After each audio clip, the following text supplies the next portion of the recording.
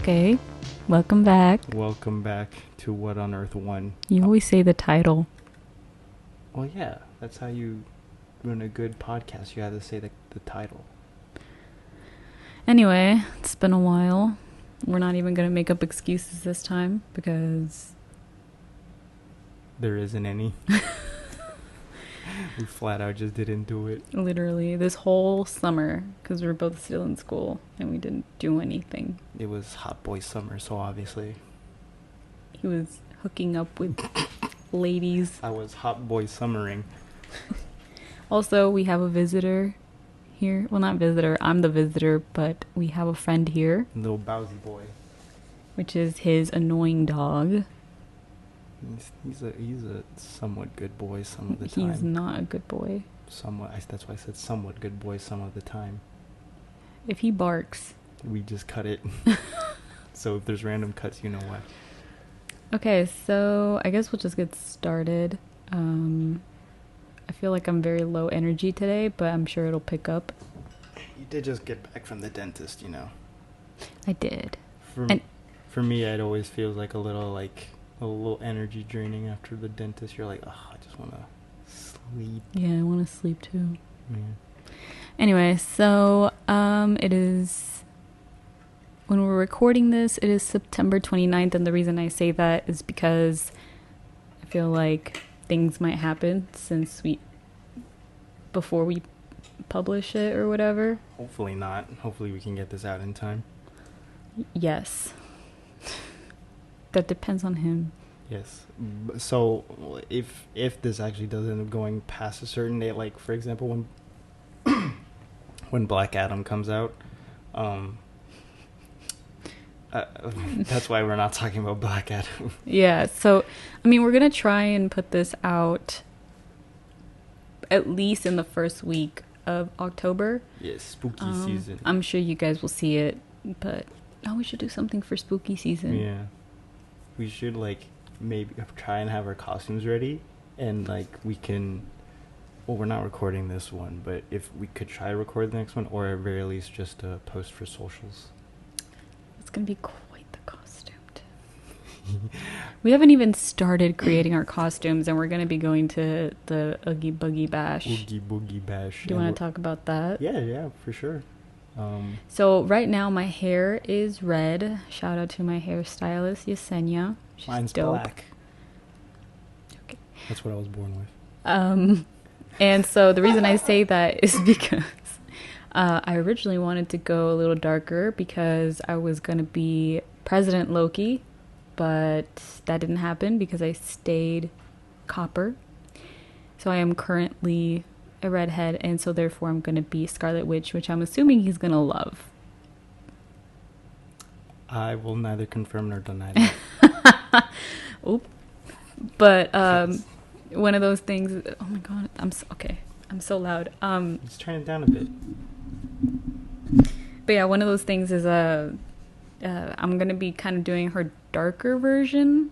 A little bit of Multiverse of Madness, kind of, or more towards the end of WandaVision.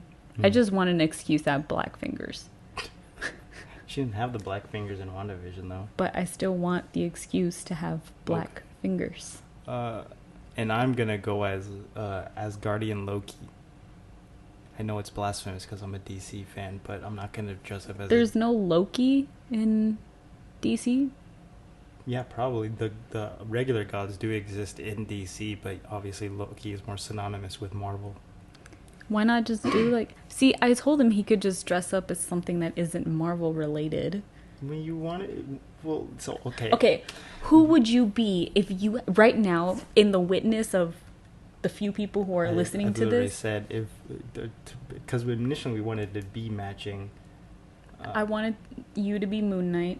And I wanted to be Layla. Layla. Yeah, and so if I were to pick, three off the top of my head would be Buzz Lightyear, Woody, or Stitch. Those would be my three picks. Do you want to do that instead? No, we still have to be in a. Because you are going as a Marvel character, we still have to We don't have to. I feel like we have to. be in the Then same. that's you. Yeah, well, excuse me. Because you initially said, like, oh, I want to do matching costumes. I'd like to. Yeah, so that's why I need to keep it Marvel. Why not just be President Loki? I want a cape. You can do one of those, like, half capes, like Shazam. Keep your tux, but just do the half cape. No, it's tempting. Right? Because I like those half capes. You might as well. It's your own costume. You can cosplay as you wish. That's true. Okay, so now we still have a lot to try. Okay. Alright, so before we go off on a tangent on costumes, do you want to just start talking about Don't Worry, Darling? Okay. Okay, who should go first? You should, because you probably have a lot more to say. I do. Because you were anticipating this movie. Yes, I had high hopes, and then what ended up happening is that he as in Christian ended up telling me that there was like drama with the whole cast or something, and then I started seeing reviews that were negative, and I was like, I'm gonna try to not let it influence what I think. And then we watched it. It really was a go to the movie, get popcorn movie, in the famous words of Harry Styles. Feels like a real movie. I mean, I thoroughly enjoyed it. I'm gonna add it to my list of favorite movies of all time. Oh, not of just this year alone? No, just all time. Okay. And I feel like there's not many on there that... One of them is The Help. List? Yeah, The Help. I've never seen it. Tangled. I've obviously seen that more than once because of you. Oh. Don't Worry, Darling. But even then I recognized that it wasn't a great movie. Like, the actors were fine. People were shitting on Harry Styles, but honestly, I feel like he did pretty okay for someone who doesn't really act a lot. He was okay. He obviously wasn't the best out of all of them. But he is one with less experience with. You got Florence Pugh, Chris Pine, Olivia Wilde. His experience looks like nothing compared... Yeah. Like, he probably doesn't look that great. Gemma Chang, I believe that's her name, or Gemma Chang. I don't know. She played Chris Pine's wife. Yeah. Okay. But yeah, I think everyone killed it. Obviously, if you put someone who isn't as experienced of an actor next to people who've literally been Oscar nominated, then it's like, obviously you're going to see the faults. Because sometimes Harry Styles' line did fall a little flat, but it was fine. He was really great. Anyway. He was sexy? Sure. I mean, all the men looked really good. Wasn't that one guy from Bob's Burgers? Mm-mm. No? No, I know what you're talking about. He's a comedic actor, but I don't... He sounds like the guy from Bob's Burgers. No, he's not. He's not part of the main cast. I've never seen Bob's Burgers, but I know that he's probably plays a supporting character. He is one of the main characters on Big Mouth. That's what it was. Yeah, okay. He's a super prominent comedic actor. And, like, yeah, you could say he brought some of the comedic elements, but he wasn't, like, over-the-top comedic. I actually really liked him in his role, in his, like, 5-minute role. I know, I wish that... Okay, that is kind of what I wanted to talk about in this episode, because the movie was good. I personally liked it. Yeah, it wasn't the best. It was just one of those, you recognize it's a bad movie in the grand scheme of things, but it's a good watch, and I would definitely watch it again. I think probably not for me. I think one for that movie, like, I wouldn't choose to watch it again. I wouldn't be against watching it again. Yeah. But I think there was a lot of missed opportunity in the storytelling. It's fine. In the storytelling, because I felt like the ending kind of fell flat. Felt a little slapped together for me.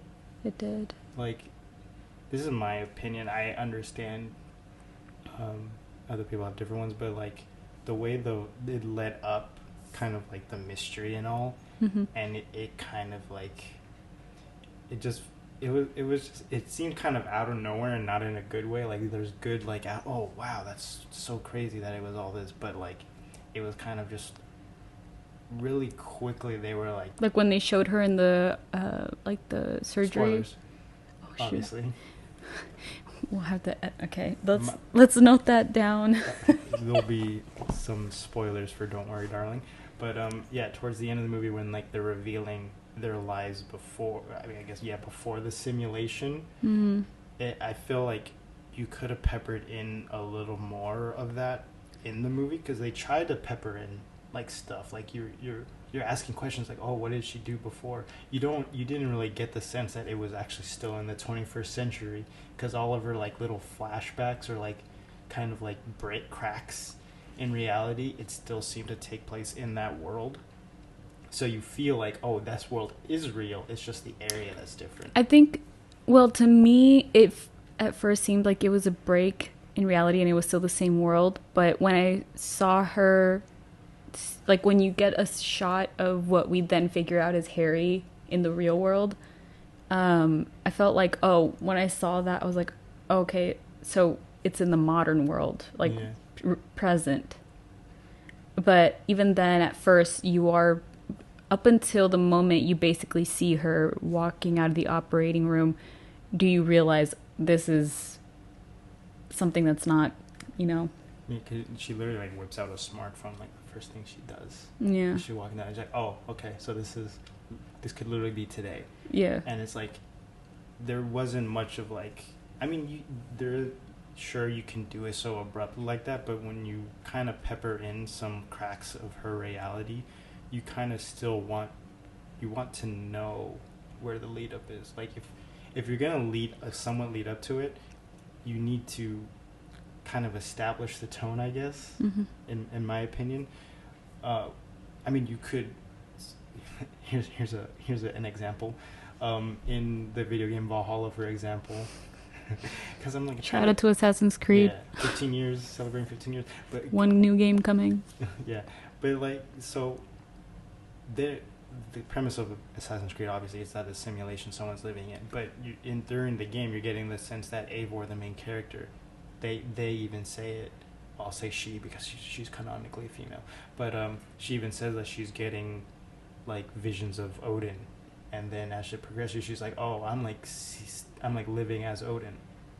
And when she takes like a soup that the medicine woman in her clan gave her, suspicious soup, and you take it and then you live as Odin, they then like put in. So you're experiencing like, oh, this is like Asgard, and like you're actually seeing this, and you're wondering how are they seeing this, and it gets explained like, oh, like very subtly that gets explained. Oh, it's because Eivor. This is what Eivor knows, like what Eivor knows to be Asgard. So her subconscious is filling in those blanks of the memories of Odin, who was a real person in the first civilization. Yeah. So you get an answer that like the reason it looks like this is because of this, and yeah. They didn't try to pepper in. Well, I guess they did pepper in slowly. Like, oh, it's Odin. Like, you're just like, oh, Odin's trying to talk to you. And then you realize, oh, I am Odin. Or, like, I'm living as Odin. If that makes sense. It made sense in my head. Now I'm saying it, like, it kind of seems like it doesn't. Well, when you listen back, you'll be able to know if it made sense. If not, we can just cut out that entire tangent. Cut that. Well, what you were saying, and kind of bouncing off of... I want to know his name because now it's bothering me. Oh, I thought you found him. You said Big Mouth? Yeah. He was also on SNL. Oh, Nick Kroll. Nick Kroll, right. I think, like... I mean, even in interviews, he even acknowledged, like, I'm not in this movie a lot. It was just fun to He was good, honestly. Yeah, pretty good. That kiss between him and Harry was really cute.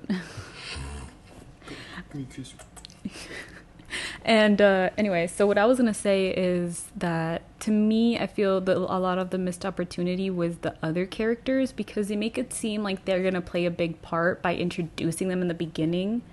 And I know the point of introducing in the beginning is to kind of show how life is typically, and then kind of show you how it changes as the movie progresses. But I feel like especially that new couple that came in towards the end, like the guy was losing his shit when he wanted them to catch her, like the husband, and it's like that makes you think, why? You know, like why is it he's so desperate? You get the insinuation that it's like, oh, it's because, you know, it's a misogynistic kind of thing, Yeah, or so whatever. But I can talk to that because after we talked about the movie, you were explaining through a feminist lens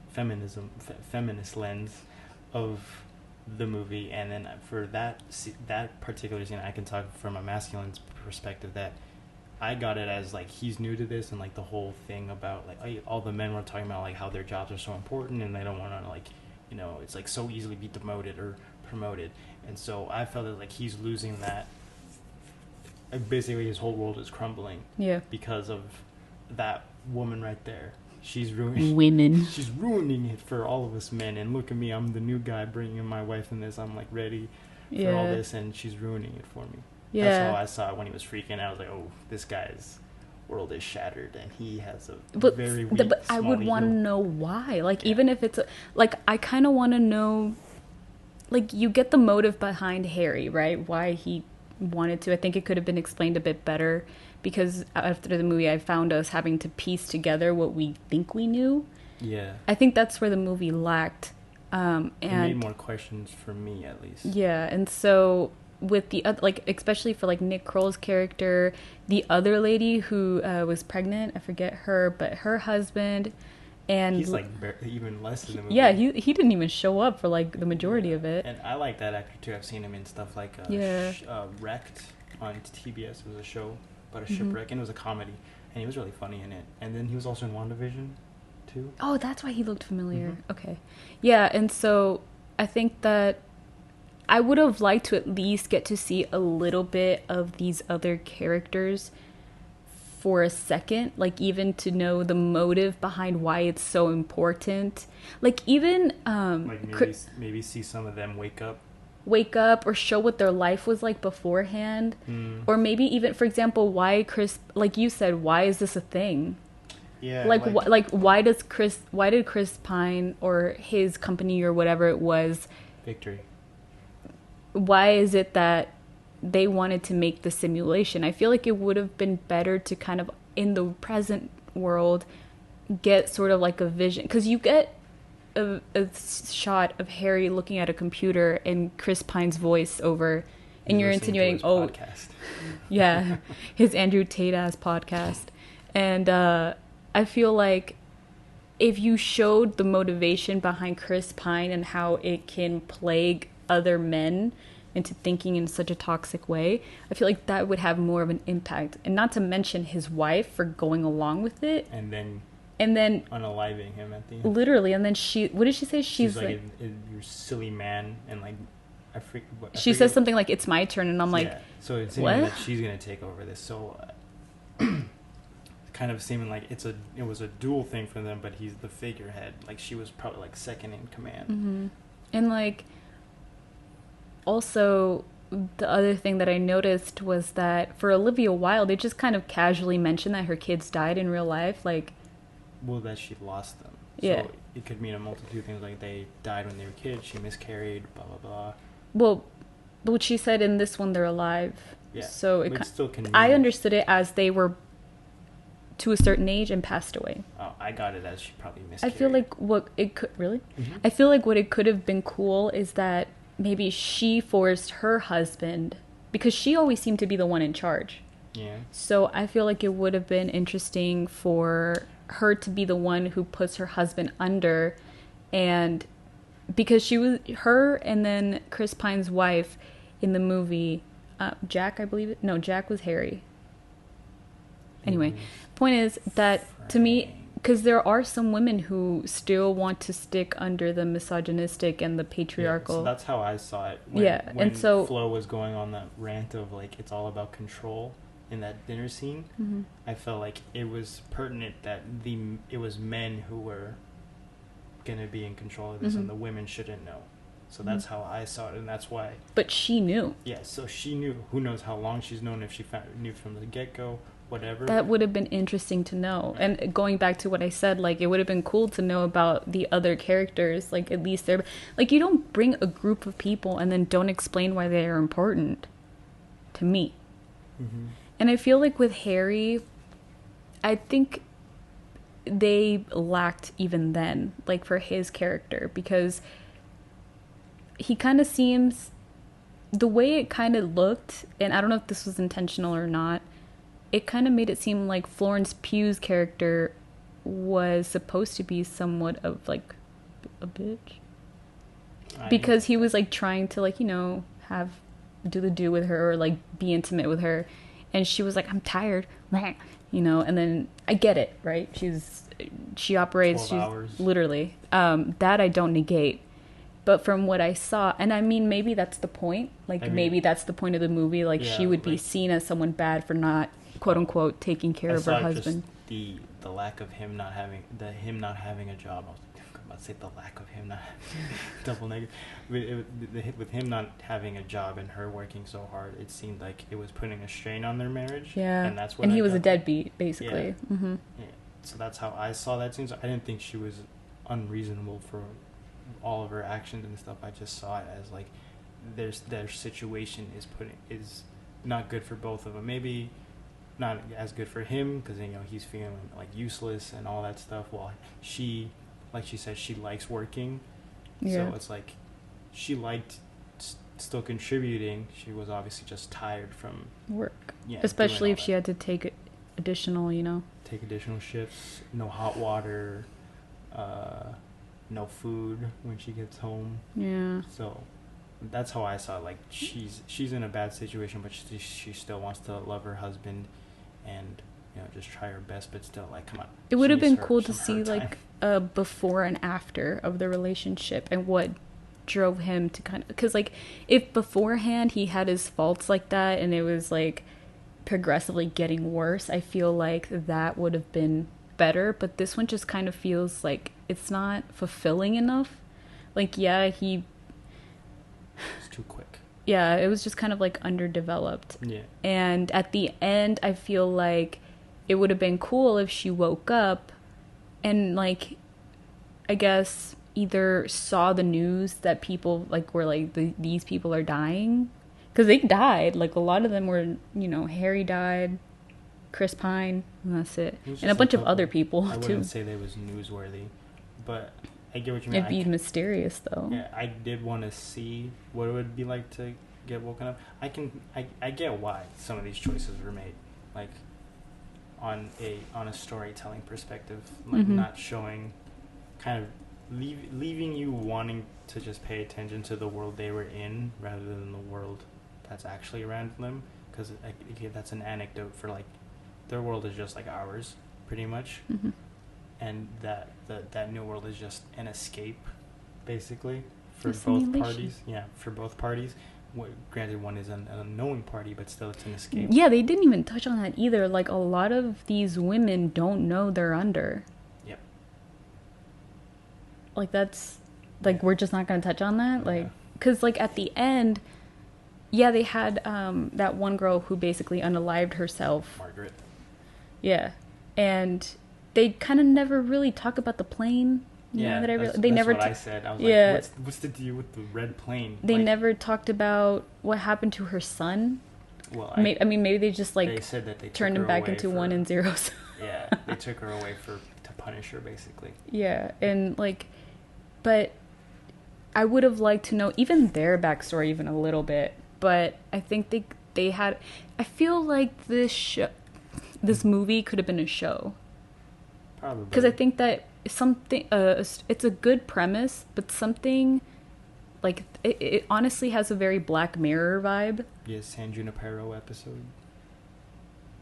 I don't know what you're talking about. Well, in that episode, people knowingly go in a simulation when they're about to die, and so they can just live forever in that simulation while their body is dead. And, like, people, like, do all kinds of crazy stuff, and you can pick what decade you live in and all that. Oh, okay. Yeah, it's a really great episode. That's, like, probably the best episode out of Black Mirror. Yeah, I mean, that's kind of like, yeah, I mean, I would kind of I feel like his character could have had more musical talent. Okay. More motivation if, for example, he was ridiculed by his friends or whatever for earning less than his wife, because even then that would make more sense, because then he would have more of a motivation to think, I have to take care of her. Well, from my perspective, him just knowing that he's unable to take care of her, I think that was enough for me to get why he was doing it. I'm not a man, so I don't know. Yeah, exactly. Yeah, I mean, I guess I could attest to that movie, like, kind of showing both perspectives and how each take it. And, like, the men can, I mean, maybe some men, I don't know about all men, but men can attest to what some of the men in the film are feeling, and then the women can attest to what the women are feeling. So when he said, like, you know, when they brought up that he lost his job and he doesn't know how he's going to take care of her and all that, and she's comforting him, it's like, I can get that, but then when he starts, then all of a sudden to be switching and going down a rabbit hole of, like, listening to a podcast of, like, this guy going, like, we need to, like, do it. I forget what Chris Pine said most of the it's time. It's our world. Yeah, basically, like, yeah, there was, I mean, like, the hint is there that it's just men coming together as men to try and, you know, seize control. Meninist. But realistically, like, when you're listening, I mean, I guess this is just for me, like, a lot of the kind of the stuff he was saying was just nonsense and buzzwords. So I don't know, I don't know how that would entice some in.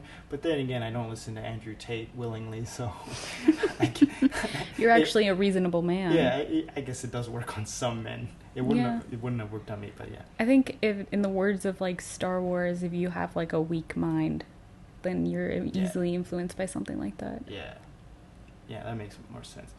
But the problems I had with the movie was, like I said, a lot more not really building up to the ending, and, like, a lot of questions. Like, it happened more than once in the movie that, like, the ground literally shook, and everyone felt it. Like, the men felt it, the women felt it. It was the employees, if those were real people too. Like, I have no idea. Now that I think about it. They were probably. I mean, I guess the guys in the red tracksuit, the red jumpsuits, were probably programs. Just because they all wore the same, and they were just like, you're very robotic. They ran very stiff. But so also, I just realized she never got any repercussions for stealing the folder. Well, it was nothing, so I can see yeah, why. but still, wouldn't it be, like, weird that she snooped if this was, like, a very well, like Chris Pine said, he knew what she was doing. I guess. So it was more of, like, him letting her in. Also, like, she didn't get anything, so what does it matter what she knew? That's another thing that sparked a question for me. So Chris Pine's character knew about everything that was going on, and he says to her, like, it's like, I'm glad you know, and I'm glad you're trying to fight me on this. I need, like, a challenge. It's like, oh, so when you initially hear that, it's like, okay, so he knows what he's doing is bad, and he likes that someone is coming against him. And then when she, like, has that outburst, he, like, feels like he won, and it's like, it was just kind of, like, really, it was just a really quick plot point of him, like, I love the challenge, and then he's like, I won, you lose, okay, bye. I think it was more of him playing with his food. But for what purpose?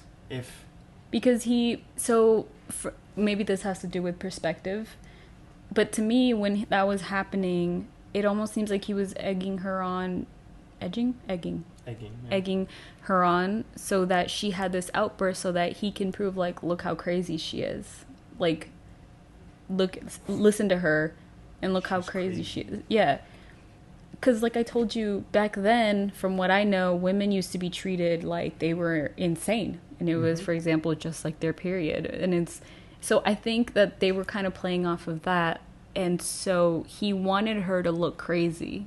He wanted her to, like, lose her mind, so that he can further prove the point that she shouldn't be trusted with what she's saying. Is how I took it. Yeah, I guess that makes a little more sense. Again, it's probably just up to perspective. Yeah, I just saw it as like, I'm doing an evil thing, and I wanna be challenged so I can make this evil thing better for a reason. We don't even know why. That's what I'm saying. Like, we don't even know why he did this. Yeah, we don't know why he did this. I mean, just to control women. Again, it would have been better if we got a backstory explaining why. Like, maybe if it was a conversation in real life with Chris Pine in the modern or, like, present day, or in, like, out of the simulation, And for example, the doctor, because he seems to be like his right hand. Mm-hmm.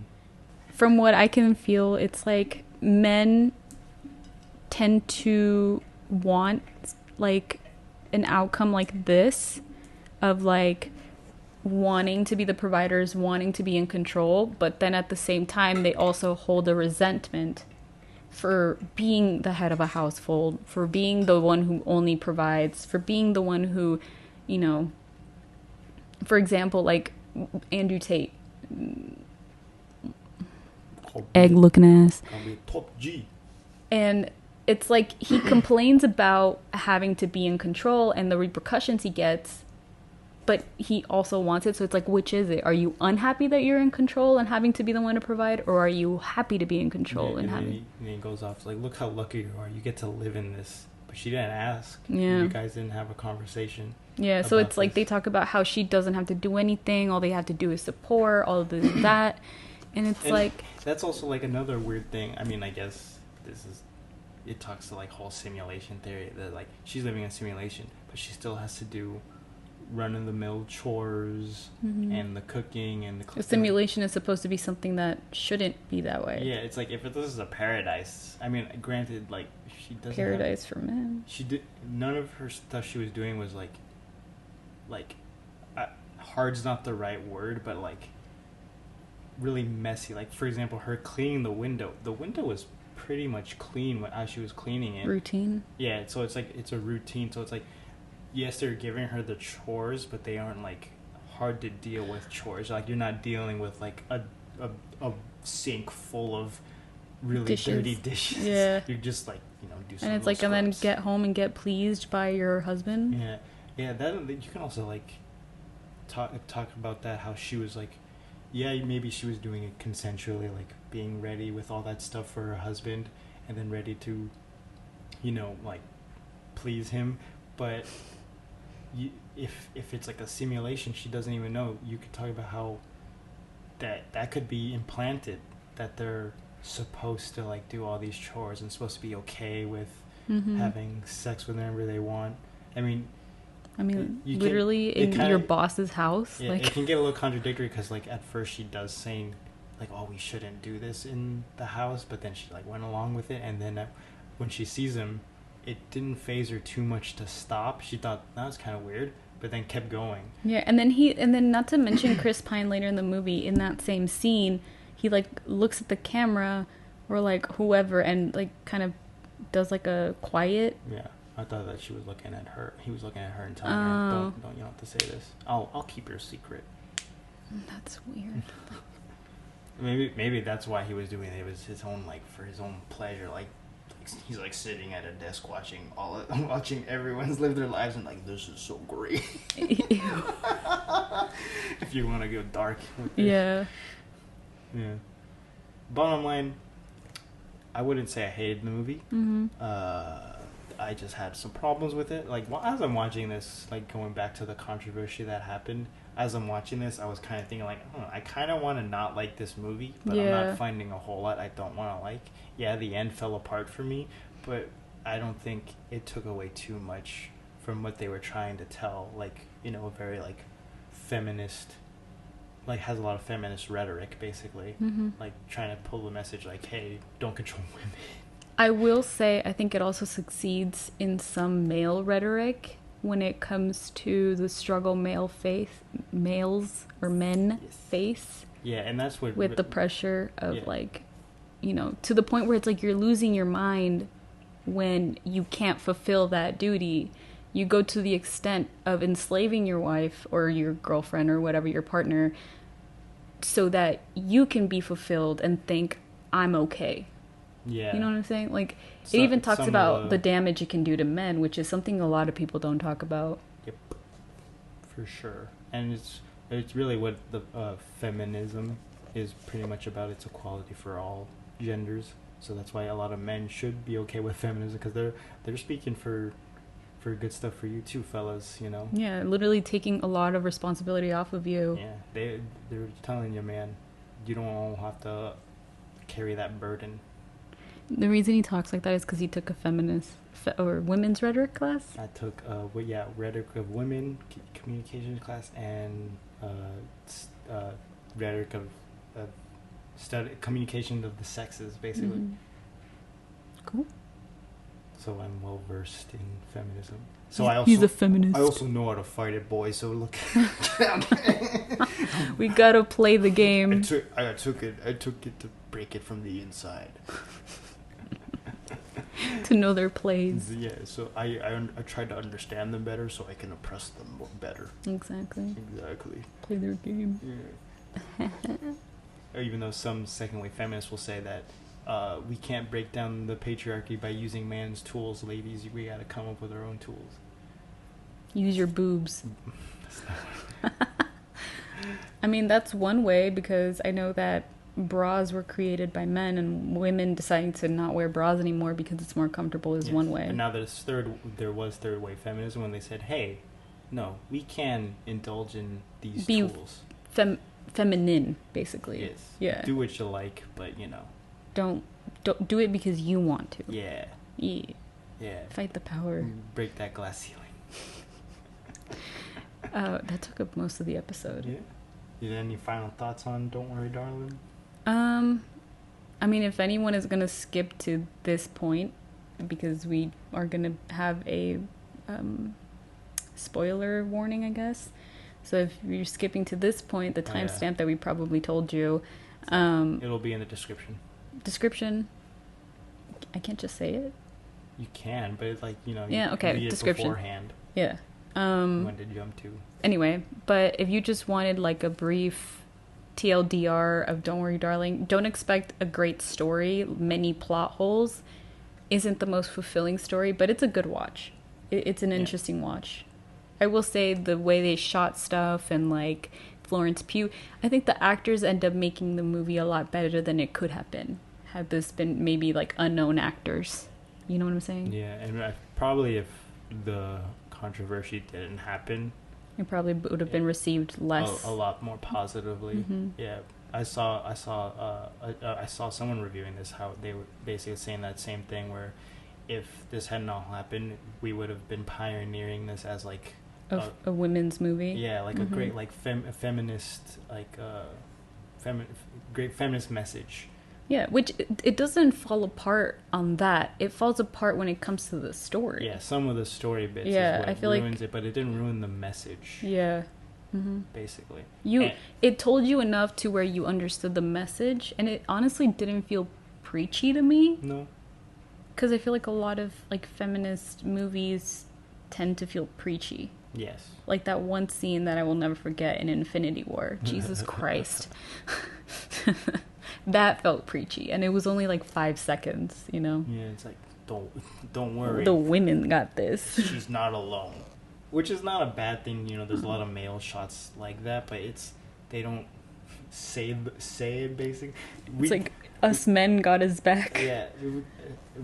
There are good examples like this, like The Boys, for example, that at the end of season 2, where they made fun of it essentially like, you know, girls get it done. And then they actually did it later, and they didn't say it. Like it was more action. Yeah, they were like, let's beat up this Nazi. Yeah. And then Frenchie goes like, I guess girls really do get it done.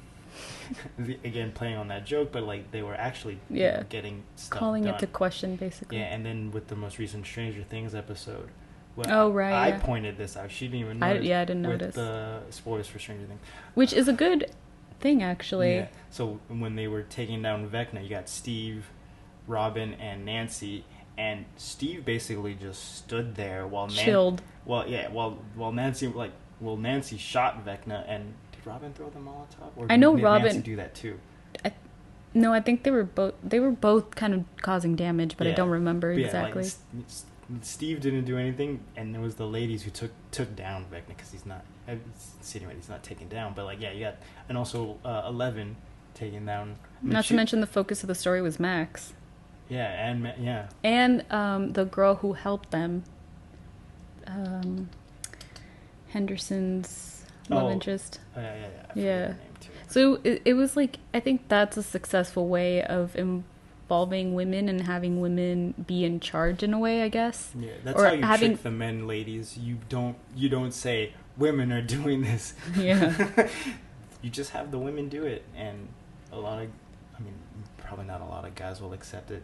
I bet you there was like Steve, not like. yeah, I bet you there was some guys in the back like, yo, Steve didn't do anything. Why didn't he punch someone? Yeah, where's his baseball bat? Literally. I mean, I think even Steve has like changed too. Yeah, Steve's changed a lot. So he went from that kind of guy to now being more open. Mm-hmm. Being a motherly figure for the kids. Literally a babysitter. Yep. Yep. And there was another. I just remembered another bit, but now I forgot. Of something. Oh, right. The whole thing with Lucas and fighting his friends. Guy. Yeah. Yeah. And like, what's expected versus. Yeah, and then like that just ending fight of like, you know, again, black guy at the face of a gun by a white man. The implications with that. And like, alone. Yeah, like it was obviously a lot more scarier for him. Mm-hmm. Than like if, let's say, if it was like Will or something like that. Like yeah, it'd be scary, but like I don't know, that I forget his name, but that actor, like he sold it for me. Like yeah, he's in a lot scarier position than if it was any of his other friends. You mean Lucas is in a scarier position? Like he was like, you know, I saw that as like he has the fear of God in him. Yeah. Well, yeah, Will or like Henderson and any of them would be like scared, but I don't feel it. Feel like more like Luke. We're just straight jumping into Stranger Things, which we didn't talk about actually. No, but like yeah, with the for me, like watching that scene, like felt like Luke, the actor, was selling a lot more. Like this is a scary thing that a lot of people of color have to deal with, and I don't know. I felt like he did a really good job. Like him, the writers and directors did a really good job. Yeah. With that sort of thing. And, like, who knows, like, you can argue, like, a lot of people could argue the fact, like, oh, they're doing this because of the climate we're all in this world. I mean, even back then in the 80s, it was bad. Yeah, I know, but, like, to now do that, to now write in that scene and all that, people could argue, like, oh, that's why they're doing it. But it's, like, it's important to, you know, have this message. Just like having Robin be gay. And not end up falling in love with Steve, which I think it's a hard touch because part of me wants to see them together so bad, but I also respect like the different outcome it took, and I think that was, and her struggle finding a partner in general, like how much harder it is for her in that kind of time frame. Like you don't know who's gay or not, and she's worried to like, and plus you know it's her. They're having a good relationship already. You don't want to ruin it by being like, hey, I like you, and I know it's not socially accepted at this time. Yeah. And so you run the risk of, you know, being cast out even more so than she already is, because she's already I think the 80s was sort of the beginning of like the AIDS. The AIDS bit? Yeah, I think so. It was like on the, what is it called? Precipice? Anyway. Yeah. Well, we had other things, but... I mean, we can briefly touch on them. At least this one. Like a fire round? Lightning round. Lightning round. Alright, House of the Dragon, go. House of the Dragon. I spoke a lot, so you can... Oh, yay. Finally. Sir Kristen Cole. Oh my god. I think that House of Dragon is starting. This literally goes with the story. It's a women-run show. Like it's that too. Women-run show and women led. are the main characters. Yeah. And I mean, it's not written by women. Certain episodes are directed by women. Certain episodes are directed by women, which is cool. Like even because we watched the. I mean, even the directors themselves admit like they want to get a certain perspective, and they also listen to the directors that. You know. I mean, at least the two lead writers are males. We haven't seen like the whole writing team. Yeah. Yes, because we watched the little like behind the scenes interviews after the episode, and they talk about the episode, and the female director, I know she only does. They say what episode she does. She doesn't do all the episodes, but still, like she did the like a lot more centric. I think they did a lot more like intimate episodes. Hence the brothel episode. Yeah, like in like Heaven, exploring her sexuality. Yeah, like she explores her sexuality, and like even in the brothel, it's not like all like, you know, like putting women on display, doing these acts. It was all of them, like, or even men. Yeah, it was like men on men, but also like some of it was like disgusting. Like I should, well, not like disgust. You can like these aren't were all. Are you being homophobic? No, these aren't all like sexy people, like your standard sexy people. Oh, like normal people. Yeah, you're seeing like people flaws and all, like both the men and the women. Yeah, like, they're not all like like short, small waist. Like it's people with stretch marks, fat, all that stuff. Yeah. So yeah, showing. Are you fat phobic? No, I'm like because you said gross. Like that's why I put air quotes. You mean like, kind of like raw thing not that your people stereotypical like attractive person, like you know what I mean? Damn, like Christian. the standard, like the what you expect.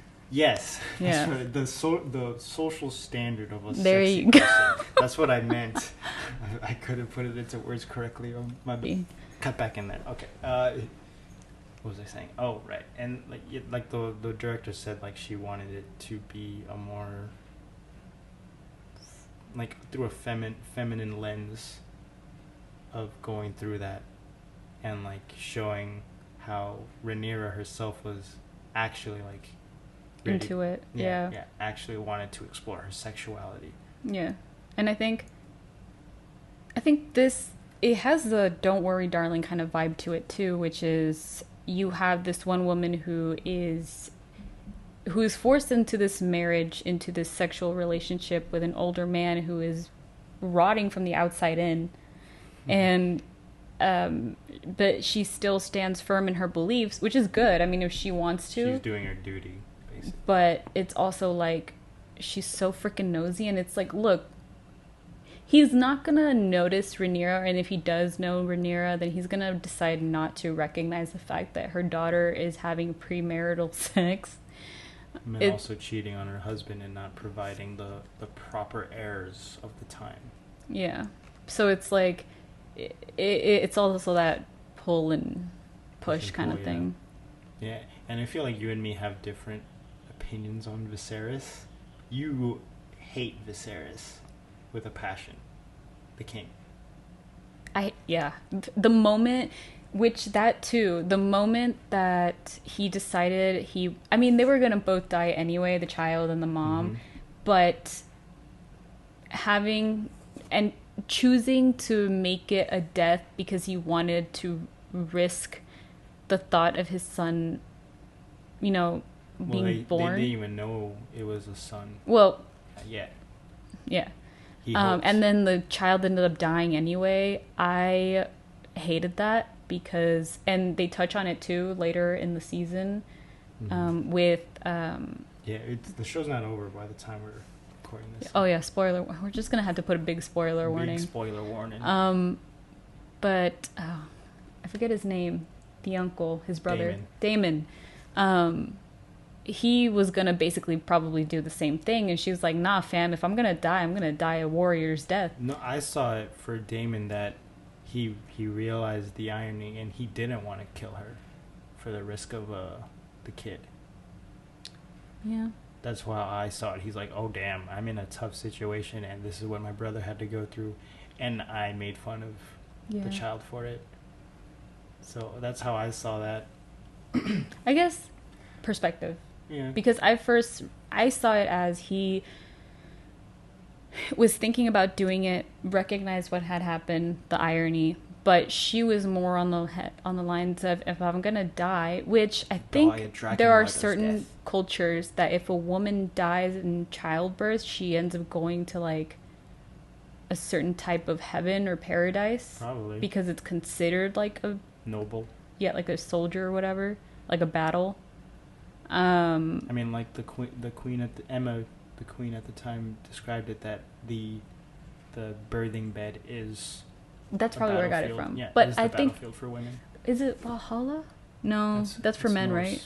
No, I know, but women like can go to Valhalla too. But I kind of feel like that had to do with it, but I could be wrong. I don't know. I just saw how Rhaenyra was telling her mom, like, I want to, be like a knight and fight on the battles, and she was telling us like, I know what you want, but for us women, our battlefield is the birthing bed. Yeah. This will, because you can, die or not, and depending on your husband or whatever, you could be ridiculed for not producing male heirs, because a lot, like at least in the show, and the time it's mimicking, that it was put on the women that it was their fault. Yeah, if always. they weren't producing the right heirs. When the men are the ones that select it, actually. Yeah, they don't even select it, but biologically, it's a roulette. But it is the sperm that kind of carries that choice, that decision, deciding of the time. factor. Yeah, but even so, like, as the sexual organ doesn't come in until pretty late into the pregnancy, because we're all start off as women in the womb, and it's not till a little later that it shifts one way or the other, and that's caused, like, when we like first learned about it caused people like Freud to say, like, oh, that's the reason, like, women are unhappy sometimes, because of penis envy, because us men. Wouldn't it be the opposite? Yeah, and that's how some women have. They have pussy. No, they've turned it the other way. It's like, if we were all like starting off as women, isn't it? Like, you guys are that's. I forget. I learned about this, but I forget what, like, feminist, like, said, like, turned it on its head of Freud's theory, but, like, saying, like, no, it should be the opposite, like, kind of making fun of it. She wasn't being serious, but, like, look how ridiculous. If I'm like how I'm saying it, then it should be as ridiculous. You consider it as ridiculous for Freud. That's that. But going back to House of Dragon. What was I saying? Anyway, I was talking about the king. I don't hate the king. I think he's really just kind of put in a lot of bad situations, and he has to make the decisions he has to make. Yeah, it wasn't a great idea to put his wife through that, but he kind of waited that, like, there's a chance that I could save this kid's life. My wife's gonna die anyways. This is a hard choice either way for her. But he could have told her. Yeah, he could have. That's my problem, that he chose her death when I mean, again, she was gonna die anyways. But it was up to her if she wanted to die giving this child a chance, or if she just, know. Yeah, could have ran it by her. Maybe she would have been a little more okay with it. Yeah. Because if this means, the child's fine, then yeah. But not even that decision in general, just the decisions he has to make after that, like picking Rhaenyra as his heir, even though the realm will not accept her. Yeah. And then he has to marry someone because he's expected to, because he's a king, and he should, have a queen, and should be trying to produce more heirs because he just has one child. He should have more than one, because he could die at any time. Especially in Game of Thrones. Exactly. So it's just a lot of I see the writers trying to make it you're supposed to sympathize with Viserys, and it doesn't work on you, but it kind of works for me. Like, he is a bit of a sympathetic character. He gets put through a lot. I just think that I guess I don't forgive it, because, I mean, it's with the times. I get it. But he didn't do it so callously. He regretted his decision too. I would say he kind of did do it callously, in my opinion. Personally, I could be wrong. I saw him as like, he was like, I have a tough decision to make. I'm gonna make this one to try to save my kid, and I'm still gonna be there for Emma during this. I think what bothers me is that it was a known thing between them that she had trouble keeping a child. Yeah, she had several miscarriages before. And yet he still kept trying. I get it, that was a duty, blah blah blah, but that's what I don't dislike. And there's only so much I can expect, especially if this isn't based in a time where literally women were forced to marry out of, as they say, duty, instead of very transactional. Yeah, I get it, but to me it's kind of like, if he was understanding with what Rhaenyra being the heir, I'm like, why couldn't he be understanding with his wife? I don't get it. Like, if he gave Rhaenyra that power, maybe by force of hand, because he didn't. I mean, he told her, like, yeah, you could say it was forced, that, like, okay, she has to be my heir anyways, but he still, like, tried to have a heart-to-heart to her. He's like, I feel like I've overlooked you, Yeah. and I apologize for that. So I'm gonna try my best to teach you to be the heir. He's even trusting her with the prophecy that's been passed down from king to heir. So it's not like he's doing this out of like, I have to do this.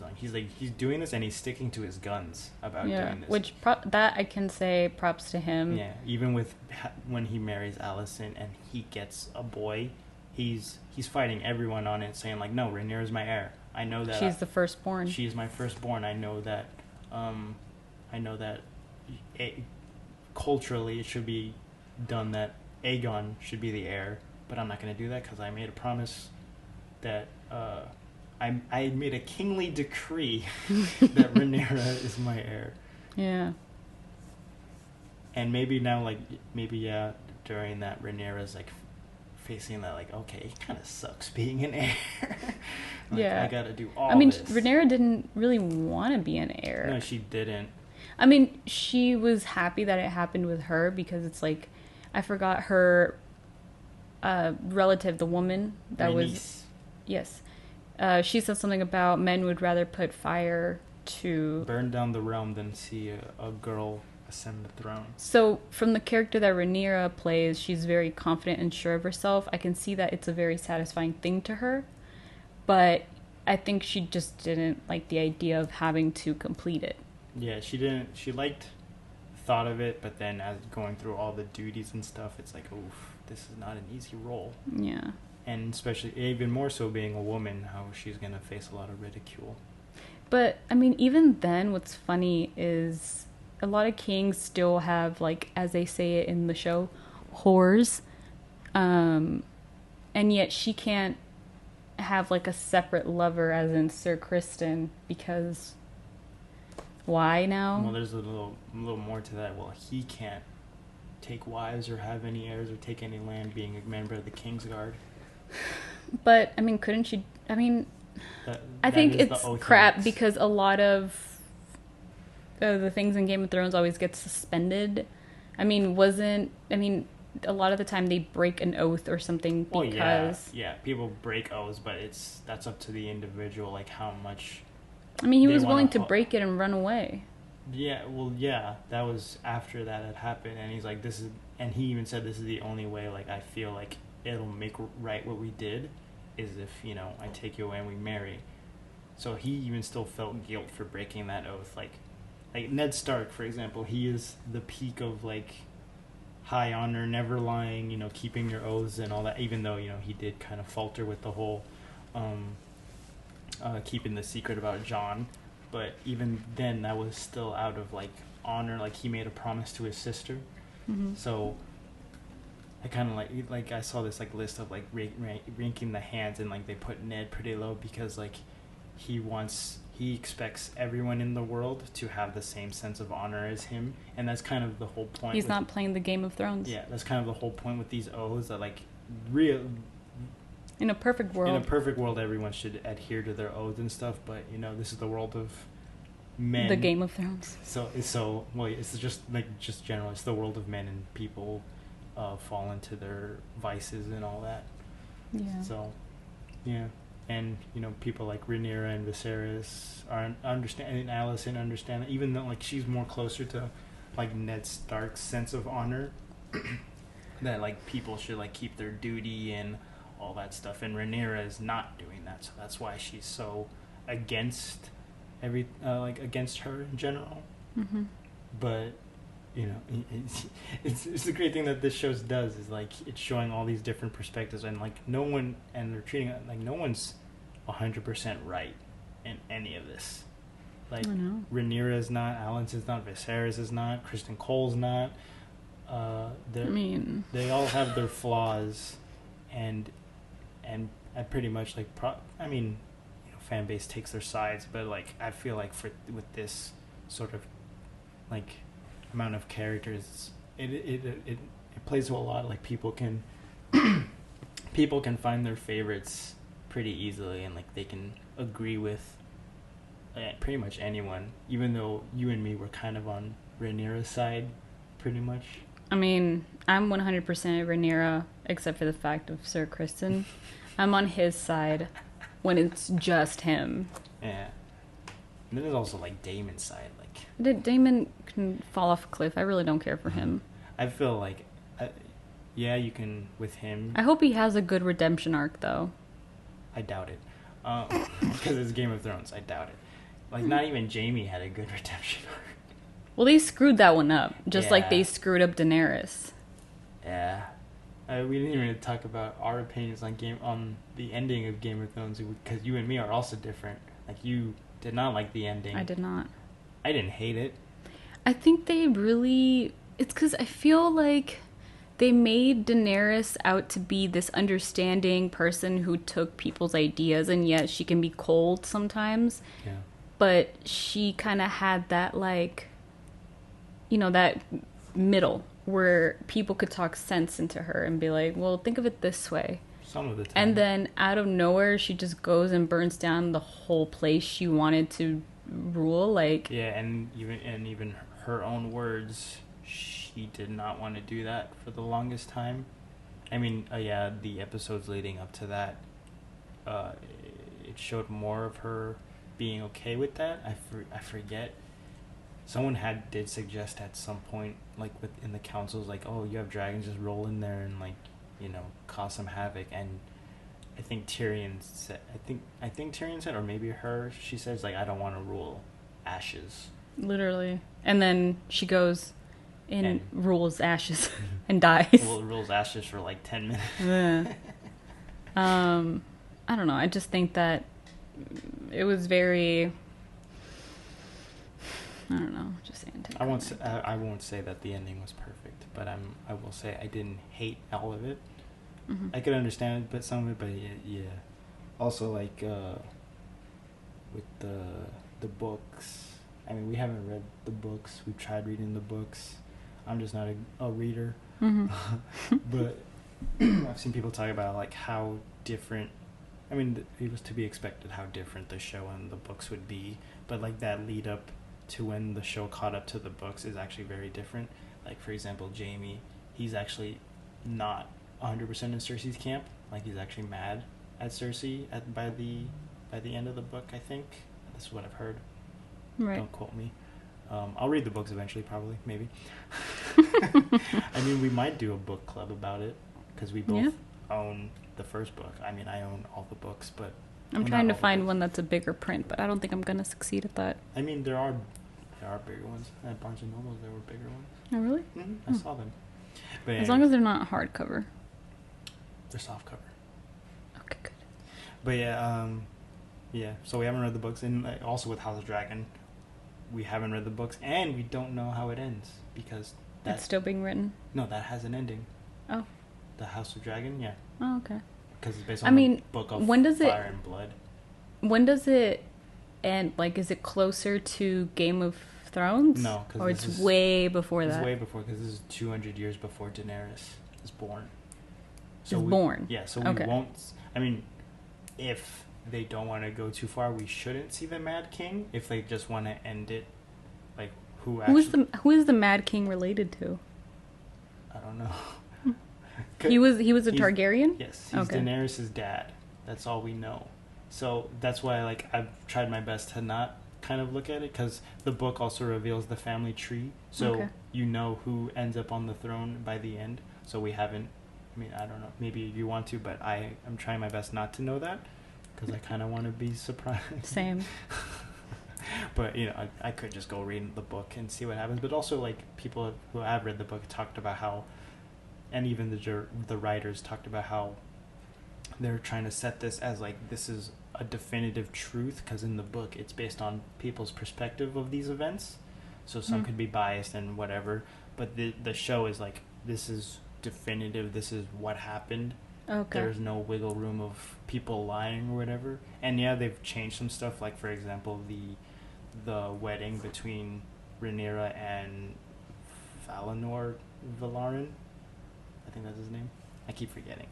But the way that Joffrey died, his lover died, was actually in a tournament. Like, he got wounded, and then over the course of... Oh, in the book he's gay still? Yeah. Oh. Yeah, that's not different. Okay.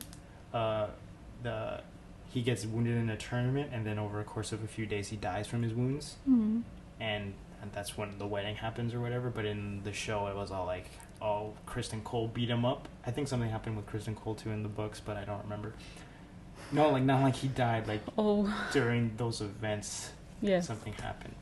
But yeah, that so then like in the show, it's all like, okay, this happened. We're just gonna have the wedding now, which I feel like, I mean, from how I was explained to those events in the book, I feel like this is a kind of a more in line thought process with Viserys. He's like, okay, all this shit happened. I'm just gonna shotgun wedding this shit, man. Like, just get this over with. I'm not gonna deal with all this fodder with more stuff to go wrong, and especially with him like being sick and like passing out by the end. Literally. Yeah.